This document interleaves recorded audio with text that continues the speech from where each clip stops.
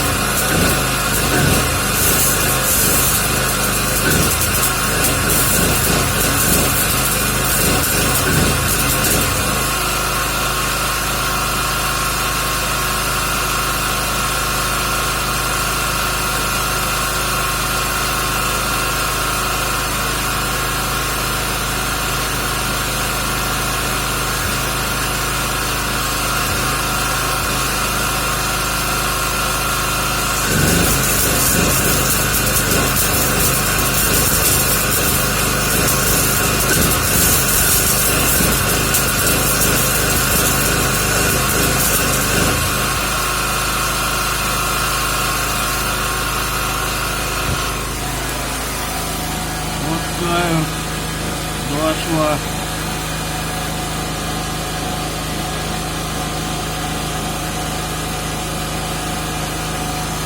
Для сварки автомобилей по мелочи мне подойдет.